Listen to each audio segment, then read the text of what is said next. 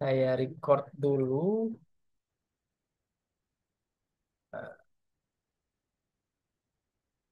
Oke, bisa kelihatan ya apa yang saya share ya. Bisa, Pak. Oke, sekarang kita akan belajar tentang reinforce ya, reinforce mechanism. Ada yang tahu apa itu reinforce kira-kira? What is the reinforce? Ada yang tahu? What is the reinforce? Wah, lupa semua ya. Oke, because we are study in the composite, gitu ya. Maybe we start review about the composite. What the definition of composite, gitu ya. So composite consists of two or more component ya. So this combine between material. Jadi di sini tuh gabungan antara dua jenis material ya. Bisa polimer logam and ceramic metal ya, and etc. Ya. And then composite have a different properties ya, or structures gitu ya. So from the original material ya, will different between the composite material. So after you combine, the properties will change gitu ya, akan berubah dia sifatnya kalau kita gabungkan. And then the composite is macroscopic homogen and microscopic heterogen ya. That means in the ideal composite you cannot separate ya between which reinforce which the matrix gitu ya. Jadi aslinya itu kalau komposit yang bagus itu kita nggak bisa tahu nih mana yang fiber, mana yang matrix gitu ya. But in microscopic you can still see different between a reinforce and matrix. Bisa tahu apa bedanya reinforce dan matrix kalau dari mikroskop ya. And then the characteristic of material composite is depend on the reinforce properties and matrix ya, because the uh, reinforce itu penguat ya, so that's why the reinforce must have highest ya, highest hardness, highest strength if we compare with the matrix ya. Jadi penguat ini harus memiliki sifat yang paling kuat ya, yang lebih tinggi daripada matriks gitu. Sedangkan matriks di sini fungsinya untuk menyatukan saja gitu ya. And mostly the matrix have the highest composition dan reinforce. Kebanyakan matriks itu lebih banyak daripada si penguat gitu ya. And the ideal properties ya. Nah, this is actually we can uh, apa ya, kita bisa mengira-ngirakan gitu ya, memperkirakan, we can suggest the properties of composite with this uh, e- equipment equation equation kita bisa memprediksi sifat dari komposit itu dari persamaan ini, but in the reality because there are many factor ya, so the properties, the design properties composite will different with the actual properties ya. Oke, any question guys? Ada pertanyaan? Mohon maaf, Pak. Ya. Izin izin keluar dulu mau pindah ke laptop, Pak. Oh iya, Baterai silakan, silakan, mau silakan. habis, Pak. Mohon Oh maaf iya, ya, Pak. silakan, silakan. Terima kasih, Pak. Saya lanjut ya. Ini sekalian saya rekam juga, mungkin seperti biasa ya. I will upload on YouTube, but with the link ya. Jadi nggak dipublish secara banyak, tapi cuma sebagai lewat link aja. And then we can now about characteristic composite based on direction ya, berdasarkan arah-arahnya. There are three type ya. The first the first is isotropic, the second is anisotropic, and the last is orthotropic ya, orthotropic. The first one isotropic, properties are the same in all direction. Jadi isotropik ini dia itu sifatnya apa namanya sama ya. Jadi dari segi manapun kekuatannya sama, gitu ya. Jadi for example, kalau misalnya kita punya sampel seperti ini, itu dia mau diuji dari kanan, dari kiri, atas, bawah, itu sifatnya sama, gitu ya. So for example, like a pure metal or some amorphous plastic, gitu ya. Jadi isotropik ini biasanya yang metal masih homogen ya, belum kita apa namanya, belum kita rolling, belum kita forge, forming gitu ya. Jadi masih pure metal itu mostly isotropic because have the same properties in all direction. Nah, kalau anisotropics, this is properties very depending on direction. Jadi arah, beda arah bebannya, maka dia kekuatan juga akan berbeda. Contohnya kemarin ya, misal ada komposit di sini, and then there are some long fiber for example, and then if you give direction on the x-axis ya and y-axis, the properties will different gitu ya. Jadi di sini karena dia seratnya cuma mengarah di sumbu Y gitu ya, misalnya dia seratnya di sumbu Y, maka kekuatan tertinggi, tensile strength misalnya ya, dia akan paling tinggi yang ada di sini. Ya, sedangkan kalau kalian memberikan yang tegak lurus, if you give the perpendicular, ya, will result the different properties gitu ya, lebih kecil biasanya, karena tegak lurus terhadap arahnya. And then for autotropic, actually autotropic is type of anisotropic ya. Sebenarnya autotropic ini dia termasuk ke dalam anisotropic ya. But autotropic only focus on three main direction. Dia hanya fokus di tiga sumbu saja ya. And especially this is for simulation. Ini bisa kita gunakan kalau di simulasi. Sebetulnya ini merupakan tipe dari anisotropik ya. Nah, sebenarnya kan sama-sama beda propertiesnya gitu ya. Cuman dia fokus hanya di tiga arah saja. For example, laminate composite with different orientation. Jadi kalau misalnya kalian memberikan komposit yang layer by layer gitu ya, seratnya berbeda-beda, yang satu ke X, yang satu ke Y gitu ya. Maka contohnya adalah ortotropik di sini. Ya, jadi ini adalah classification composite based on direction load gitu ya, berdasarkan tipe-tipe dari beban itu sendiri. Ya. Nah, we review again about the classification composite ya, classification reinforcement on composite ya. So basically there are three types ya. Jadi pada dasarnya itu ada tiga klasifikasi di komposit. Pertama particle ya, and then the second is fiber, the last is structure gitu ya.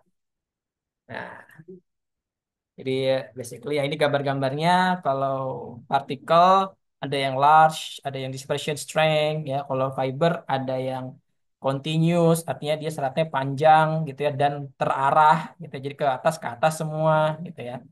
This continuous, this is for short fiber. Ada yang searah juga, line, ada juga yang arahnya random gitu ya. This is for example line ya for long fiber. And then for structural, ya, ya, this is there is a laminates and sandwich panel. Ya, for laminates, ya, different for laminates. This is same fiber but different orientation. Ya, but for sandwich, ya, sandwich is like ya, we know sandwich like a burger ya, kayak hamburger atau sandwich pada umumnya ada roti, daging, roti lagi, dan seterusnya. Artinya apa? Artinya material yang di luar sama yang di dalam itu beda materialnya. Beda sama laminate. Kalau laminate itu dia seratnya sama, cuman beda arahnya saja, kemudian ditumpuk layer by layer. Gitu ya. Mungkin contohnya kayak kalau kita menenun gitu ya, kain gitu kan. Nah, itu kan dia sudah di dekat tenun gitu ya. Kalau kalian beli resin, dia termasuk ke dalam. Kemudian kalian berikan beberapa lapis, itu termasuk dari laminates. Oke, any question?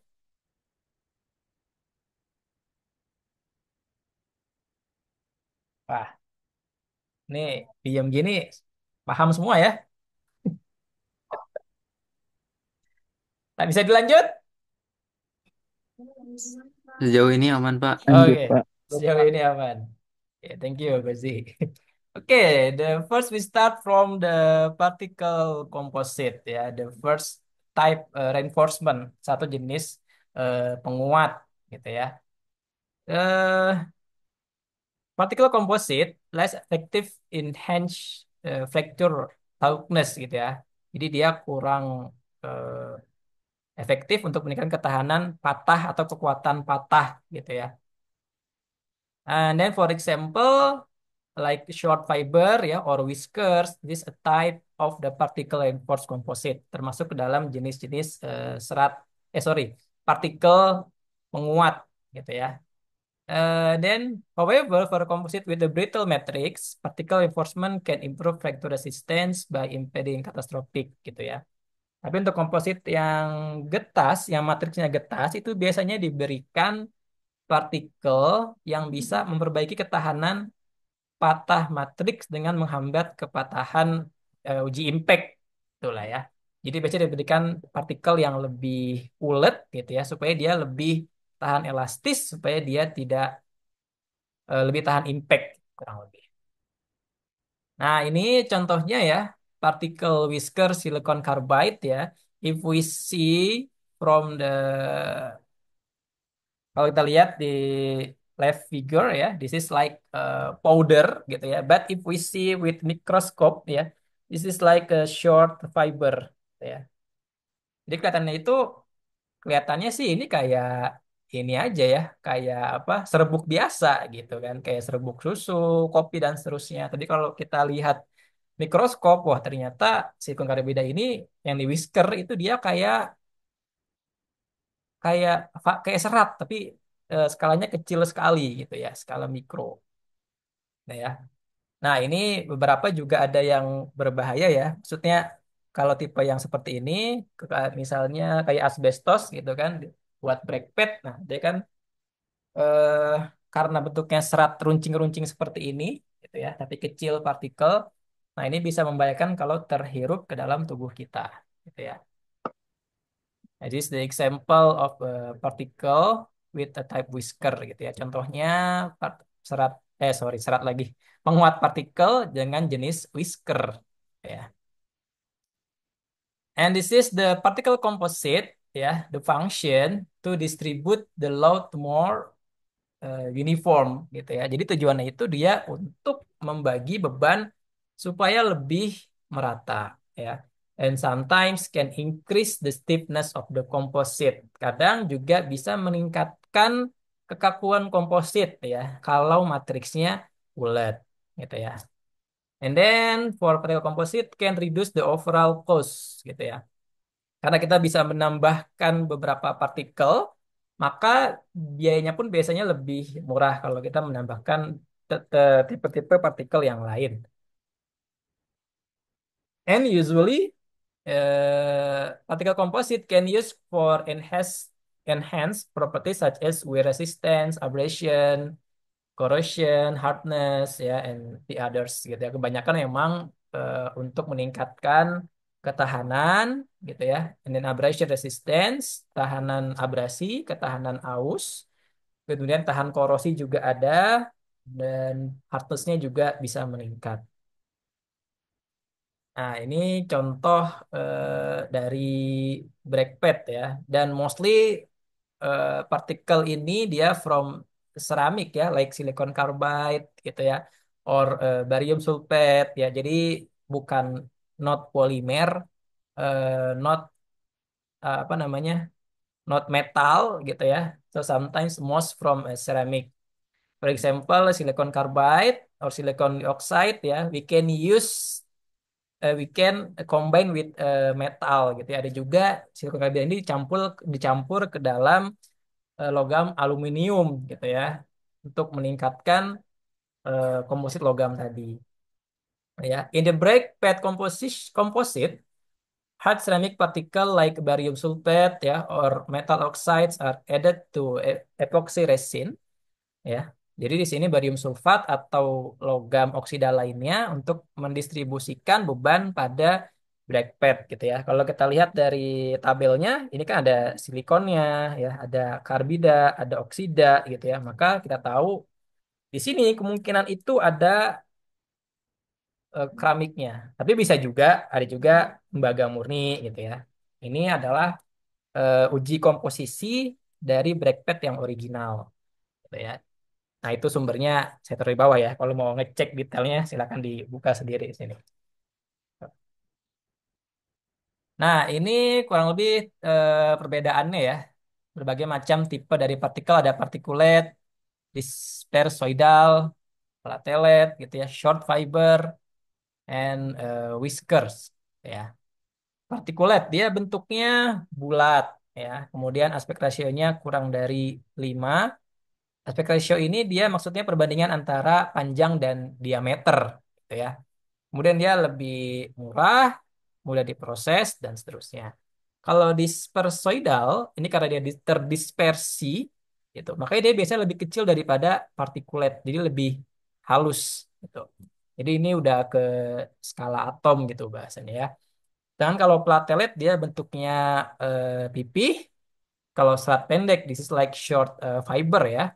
Ya kan kalau whisker tadi dia bentuknya memanjang. Actually similar ya, like short fiber. Oke, now about the fiber reinforce ya. Untuk penguat serat. This composite consists of the continuous matrix, polymer or metal, and reinforced with long continuous fiber. Komposit ini biasanya bisa matriksnya bisa berupa polimer atau juga logam, kemudian diperkuat oleh serat yang bentuknya tadi panjang-panjang gitu ya, long fiber.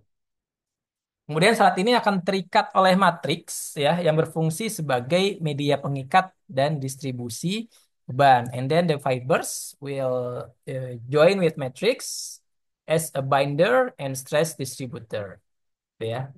And don't forget, fibers are cylindrical and continuous in length, functioning as the main reinforcement, typically in the form bundle multifilament. Jadi serat ini biasanya bentuknya silinder, tapi bisa juga ini ya, apa segi balok gitu juga bisa gitu. Yang jelas dia bentuknya panjang gitu ya dan sifatnya kontinu. And then diameter fiber generally range from 3 until 30 micrometers. Jadi ini maksudnya dari sentimeter, mili sampai 30 mikrometer yang paling kecil. Ya. And on fiber reinforcement, there are terms unidirectional fiber composite gitu ya. Nah, di sini artinya unidirection ini adalah satu arah karena di sini kita hanya memberikan seratnya itu satu arah saja. Gitu ya. Jadi satu jenis serat ya. Kemudian dia seratnya panjang satu arah. Eh, the properties, nah ini dia mempunyai sifat ortotropik gitu ya, di mana beda arah maka sifatnya juga akan berbeda antara anisotropik atau ortotropik ya. Cuman untuk simulasi, jadi kita anggap ortotropik saja, gitu ya.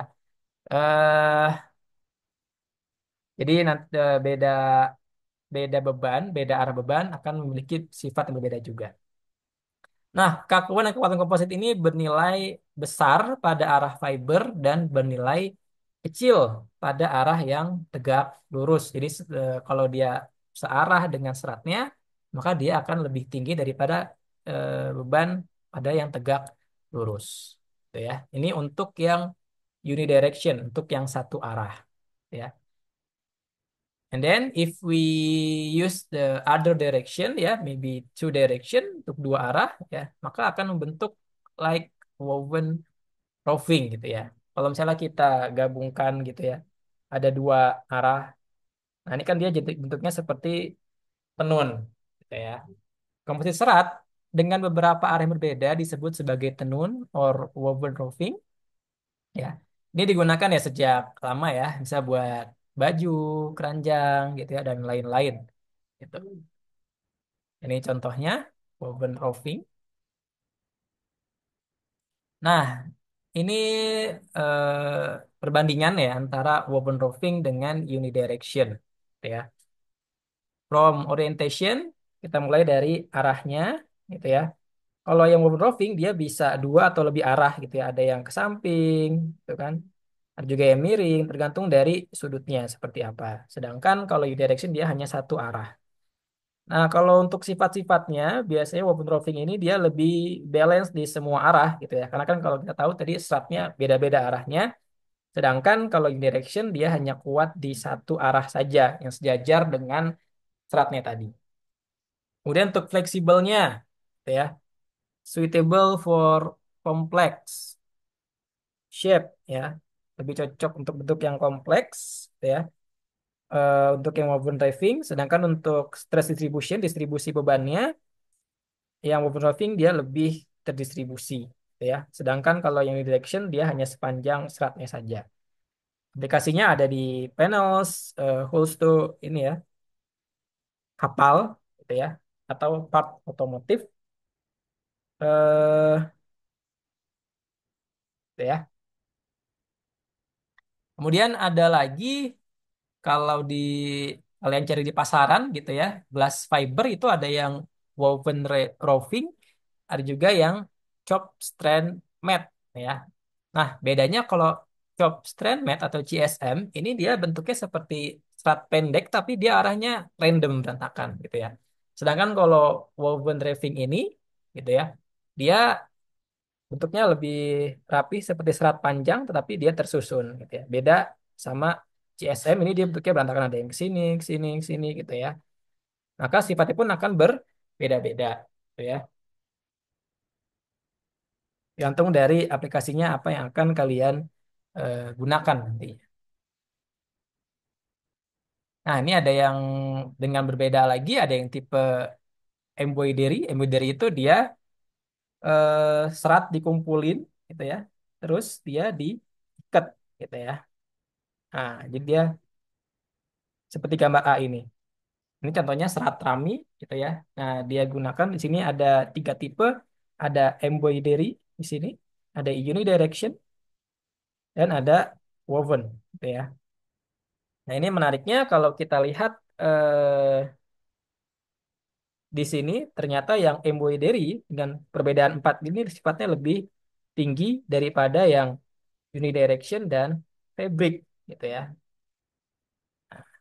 Kemudian untuk flexuralnya juga memang yang UD pasti dia akan lebih kecil ya, karena kan dia tegak lurus dari arahnya, gitu kan. Kalau misalnya kita punya sampel kotak, gitu ya, uji tarik dia ke atas bawah, ya, contohnya, nah kan di bending, kalau bending itu ujinya dari sebelah sini, tegak lurus dengan arah ininya, melintang. Sehingga kalau kita lihat di sini, unidirection, tensile-nya itu tinggi daripada yang gini ya, yang tensile, dia lebih tinggi daripada yang fabric, yang woven raving, sedangkan flexuralnya dia lebih rendah daripada yang woven raving. Nah, tapi di sini menariknya ternyata tensile dan flexural itu lebih tinggi yang embroidery ini, gitu ya. Jadi serat kain dikumpulin kemudian diikat ya. Ini 248 ini variasinya perbedaannya jarak ya, jarak antara ikatannya, gitu ya. Nah, jadi mungkin ini bisa jadi variasi juga nih nanti gitu ya. Kalau mau tentang komposit gitu kan. Wah, ternyata selain unidirection, woven raving ada juga yang embroidery gitu ya. Ada juga yang digabungin. Sulam ya namanya ya. Nah, itu kurang lebih ya.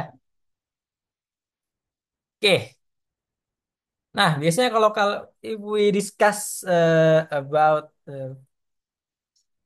fiber and particle, sometimes we must know about the fraction volume gitu ya. Kalau kita membicarakan tentang partikel dan serat itu kita harus tahu istilah fraksi volume ya. Di mana di sini dimulai ya bahwasannya volume komposit ya. Itu kan dia terdiri dari volume fiber dan volume matriks gitu ya. Jadi kalau kita mau mencari fraksi volume untuk serat, maka ia adalah volumenya serat dibagi volume komposit atau volume seluruhnya. Nah kan kalau volume matriks ini kalau fraksi volume matriks itu adalah volume matriks dibagi volume komposit seluruhnya. Contoh, misalnya kita punya volume komposit ya. Misal volume kompositnya 10 sentimeter kubik gitu ya. Kemudian saya mau membuat, oh Pak, saya mau bikin seratnya itu misalnya 0,2 gitu. Berarti kan otomatis si matriksnya 0,8 gitu ya. Karena harus sama dengan satu totalnya untuk fraksi volume. Nah, 0,2 ini kan sama aja dengan 20% gitu ya. Artinya fibernya, untuk fiber total volumenya harus 20 ini cm kubik ya contohnya ya. Sedangkan volume matriksnya harus 80 cm kubik gitu ya. Ini untuk matriksnya, ini untuk seratnya. Totalnya jadi 100 ya. Jadi make sure the total is 100 gitu ya. Nah, setelah kita mengetahui volume dari serat ini, kita bisa menentukan kira-kira saya butuh berapa ya masanya, gitu ya. Jadi kadang di komposit itu dia nggak hanya fraction volume, ada juga biasanya fraction mass gitu ya. Jadi dia nggak hanya fraksi volume, kadang juga ada persentase atau fraksi dari massa. Sebetulnya sama ya bentuknya. Jadi kalau ini fraksi volume, berarti kalau massa itu ya W anggaplah berat gitu ya, harus sama WF dari seratnya dan matriks gitu ya. F is reinforce ya or fiber di sini. Saya nambahinnya fiber gitu ya. Nah, kalau misalnya kita mau mengetahui berapa massanya, bagaimana cara mengkonvert dari volume ke massa, maka kita bisa menggunakan rumus massa jenis gitu ya. Massa dibagi volume. Jadi kita harus tahu dulu kira-kira serat ini kira-kira massa jenisnya berapa. Baru kita bisa memprediksi berapa massa yang dibutuhkan gitu ya. Misal, Pak, saya punya serat gitu ya. Serat ini mempunyai massa jenis 1 gram per sentimeter kubik gitu ya. Maka untuk eh, mendapatkan massanya, ini kan rho kalikan dengan volume, gitu ya. Berarti di sini massanya tinggal 1 dikali ini volumenya 20. Oh, ternyata di sini saya butuh 20 gram dari seratnya, gitu. Ya, ini hanya contoh perhitungan dari fraction volume saja. Cuman biasanya kalau fraksi volume sudah ditentukan ya, jadi kita tuh mau mendesain fraksi volumenya berapa sih untuk komposit ini, gitu. Untuk menentukan mau berapa partikel yang dituangkan atau berapa serat yang digunakan, gitu ya. Dari sini perhitungannya. Dan ini kalau seratnya hanya satu jenis ya, jadi kan cuman apa namanya? Kalau misalnya ada banyak, berarti kita nambah lagi sini. Ada F1 gitu ya, ada F2 dan seterusnya. Oke, ada pertanyaan?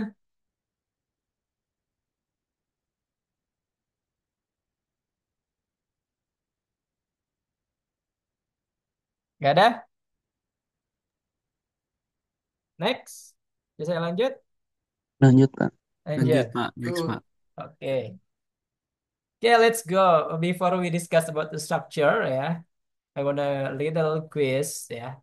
Di sini ada komposit. Saya mau membuat komposit misalnya ukurannya simple dulu aja lah ya. Balok dengan ukuran panjang lebar 10 cm, 10 cm dan tebalnya 3 cm. Ya.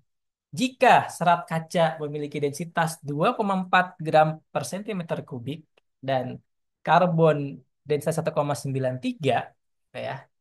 Nah, untuk tipe yang A, B, C, D itu kira-kira butuh berapa gram? Gitu ya. Oke. Silakan ada yang mau coba hitung gitu ya. Sorry for a little quiz ya. If we want to make a composite with a block size ya, and for block and block shape and the size is 10 multiple 10 and thickness is 3 centimeter. And if the glass fiber has a density 2,4 ya and carbon fiber density 1,3 39, ya. How much mass of carbon fiber and glass fiber, ya, for this composite. Okay, maybe one composite for 1.5 point ya. So I will not, ya. Maybe I'll be wait 1 minute. Silakan. Saya tunggu 1 menit gitu ya. Kalau ada yang mau mencoba, berapa sih kita butuh untuk komposit A misalnya? Oh, Pak, komposit A dengan tipe fiber seperti itu, gitu ya. Jadi kita masih mengabaikan matriksnya ya. Ini hanya ngitung kira-kira butuh berapa masanya komposit untuk serat kaca ini, gitu ya. Berapa serat karbon itu berapa yang C sama D, gitu ya, dan seterusnya. Oke, tunggu.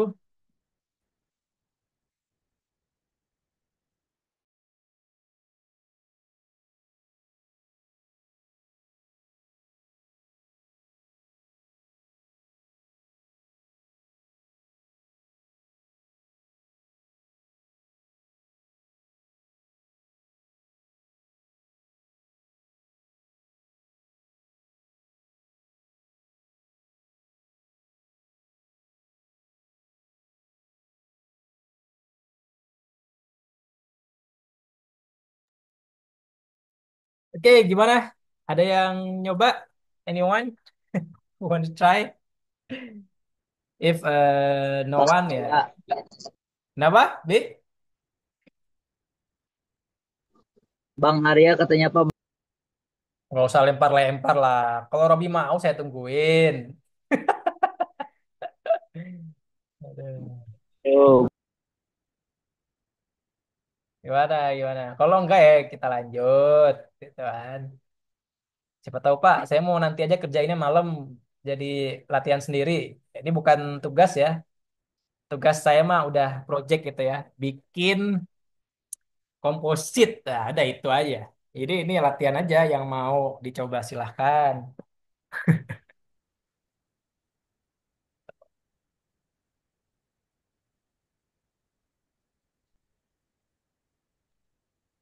Oke, ya ada mungkin berarti. kom- Kenapa? mungkin komposit C-nya 231,6 gram ya, Pak. Dari mana itu? Coba dipaparin di grup grup polimer komposit. Nah, saya mau ngecek di situ, di foto aja. Sebentar, Pak. Nebak aja sih, Pak. Nebak. Mana nebak? Kamu mau naik motor tuh hasil tebakan semua itu materialnya. Aduh.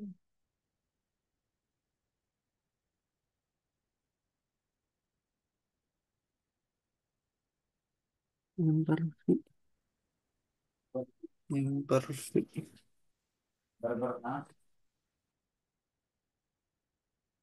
Gimana? Kalau nggak ada ya saya lanjut aja ya. Ada yang nyoba nggak nih? Nyoba Pak, nyoba Pak. Oh nyoba, ya udah saya tungguin. Kan Saya nyoba. ini ini tuh masa masa karbonnya aja Pak. Iya, yang A berapa masanya, yang B berapa masanya, yang C berapa masanya, kira-kira. Ntar saya tuh jadi agak bingung di rumusnya yang barusan tuh. Friction. Kenapa? Bingung kenapa, Ji? Terlalu panjang ya, coret-coretannya. Eh, Ini Pak yang rumusnya kan yang A aja tuh yang gelas kan volume friction itu masuknya yang VF kan Pak? Tuh, yang gini. Ah ya, VF-nya kalau VF yang mana nih? VF yang ini, yang saya warnain biru, sama VF yang ini, yang berbeda sebetulnya, yang warna merah. nah ya itu yang mana gitu tuh? Kalau yang warna biru itu fraksi volume. Oh volume. Fraksi, fraksi volume. Tapi kalau yang merah itu volumenya. Jadi Hmm. fraksi itu kan perbandingan, perbandingan antara volume dari fiber dengan volume keseluruhannya dari volume komposit itu. Sama kayak fraksi mol. Tapi lupa juga fraksi mol ya. Fraksi volume dari serat seperti ini. Jadi yang warna merah ya, ini adalah volume fiber, volume serat, sedangkan kalau yang ini fraksi volume. Kalau fraksi Oke. volume dia nggak ada satuannya. Paling Oh. kalau nggak 0, atau persen. Ya. Jadi kalau masa tinggal ini aja berarti ya Pak, yang barusan tuh soalnya. Iya, Oh. gimana? Jadi Gimana, tinggal gimana, tinggal gimana? tinggal kali aja Ya, densitasnya. ya coba lah. Oke, oke, Pak. Coba, saya lihat dulu. Dari mana kamu dapat volume kompositnya, gitu kan? Nah, kita perlu juga volume kompositnya. Oh, volume komposit kalau itu, Iya. aduh, bentar-bentar Pak. Saya maaf tadi kurang memperhatikan.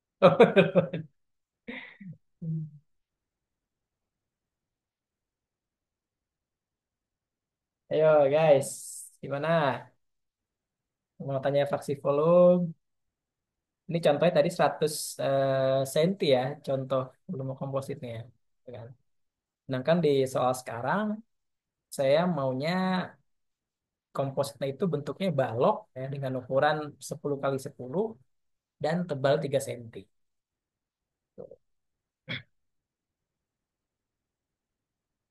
Mana Rizky Pauji? Saya tunggu nih Rizky Pauji nih. Mana tadi ngomongnya udah dapat jawabannya? Pusing Pak. Waduh, belum juga dilihat, sudah pusing ah.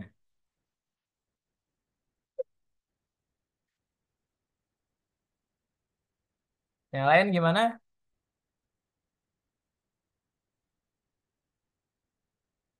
Nah, oke. So, we get the 300 centimeter cube ya, from the multiply volume of balok ya. And then we multiply with the fraction volume of fiber. Kita kalikan dengan fraksi volume dari serat 0,4. And then we will get 120 centimeter cube ya. This is for volume fiber gitu ya. Kita mau di sini seratnya itu memiliki volumenya 120 centimeter kubik ya. And the next we can calculate mass of fiber from multiply density with volume of fiber ya. And we know the carbon fiber has density 1.93 ya, and multiply with this volume, and we will get 231.6 gram ya. Jadi di sini kita mendapatkan untuk komposit C ternyata membutuhkan aduh salah. Membutuhkan masanya sebesar 231. Oke, nice, Guzi, thank you. Oke, ada pertanyaan yang lain?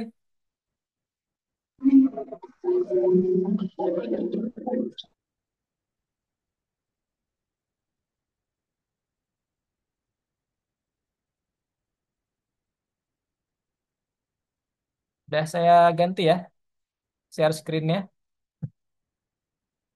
Kelihatan?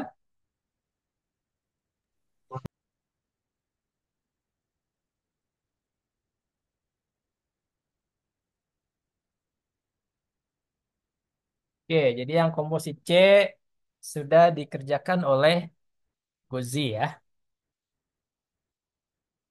Ada pertanyaan yang lain?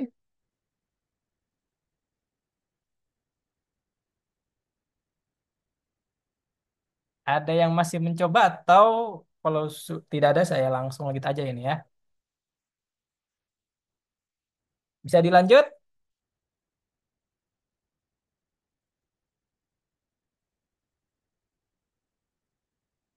Halo? Lanjut Pak. Lanjut. Oke. Oke, kalau gitu saya lanjut ya. Next, about the structural composite ya. This is the last type of reinforcement. Ini adalah yang terakhir dari tipe penguat ya. The first there are a laminar composite and the second is sandwich composite gitu ya. And different between this type for laminar composite have many layer ya with the same thickness ya. Different with the sandwich composite ya. The there are two outer material and in the core there are material more thick material and like ya. Dia tengah-tengahnya itu eh, contohnya seperti ini ya. Ini contoh dari sandwich ada dua material di luar dan dalamnya. Nah, di dalamnya di atas sama bawah. Kemudian dalamnya di sini ada honeycomb yang memiliki sifat yang ringan biasanya. Jadi tetap menghasilkan material yang kuat ya, yang atas bawahnya dan ringan. Jadi yang harusnya misalnya 10 senti gitu ya, kita bisa kurangi hanya 2 senti untuk atas bawahnya, sedangkan dalamnya kita ganti menjadi honeycomb dan membentuk material yang lebih ringan dan elastis gitu ya. Jadi dia lebih kuat. Different with laminar composite ya, dia ada banyak layer-layernya ya. Nah, jadi kalian mau pakai yang mana nih nanti gitu kan. Oke, laminar composite composed of two-dimension sheet or panel that have prefer high strength direction, such as is found in wood and continuous and aligned fiber reinforced plastics, gitu ya. Jadi laminar komposit tadi eh, bisa lembaran seperti panel yang memiliki high strength direction. Biasanya beberapa apa namanya serat yang manjang terus dibuat arah yang berbeda tadi, ya. Nah, laminate komposit ini ada banyak ya tipe-tipenya, ada fiber laminate, bimetals, clad metals, cermet, glass, dan lain-lain. Sisanya ada fiber gitu ya. Nah, ini tadi seperti saya jelaskan dia seratnya mungkin bisa dari logam, bisa dari kayu gitu ya. Yang jelas dia dari beberapa layer yang unidirection fiber gitu ya. Tapi kalian tumpuk beberapa layer with different direction gitu ya. Jadi ada satu arah serat, kemudian kalian tumpuk tapi dengan arah yang berbeda, maka menghasilkan fiber laminate di sini.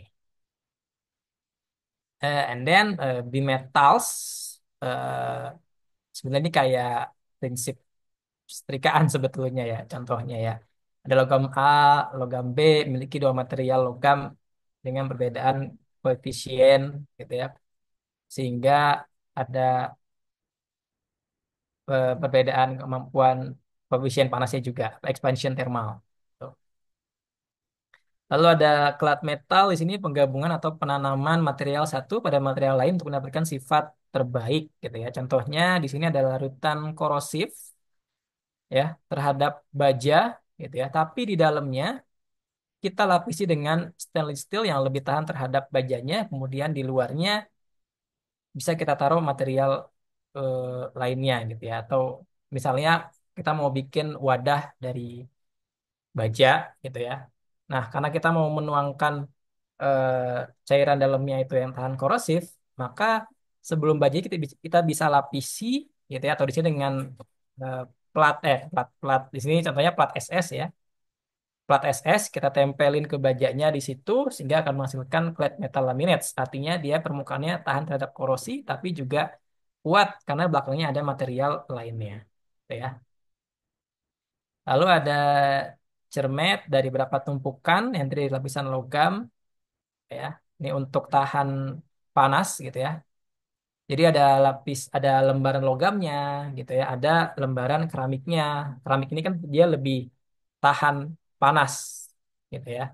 Sedangkan di sini logam dia memiliki kekuatan yang lebih kuat daripada eh, apa namanya? Keramik. Karena kalau keramik saja kan dia getas gitu ya. Makanya ini ada gabungannya, ada logamnya di dalam gitu ya. Kemudian luarnya keramik supaya panasnya juga nggak keluar gitu. Jadi lebih dikit heat loss-nya. Kemudian ada plus laminates ya, sebetulnya mirip dengan corrosion tadi, cuma dia menggunakan kaca di sini ya. Lalu ada glare laminates di sini komposit yang dari beberapa lapisan yang sangat tipis, biasanya aluminium dan serat kaca gitu ya. Kemudian ditumpuk lalu ditempelkan dengan matriks epoksi ya. Oke, before we close this session, ya, I have a little game ya, same with the previously.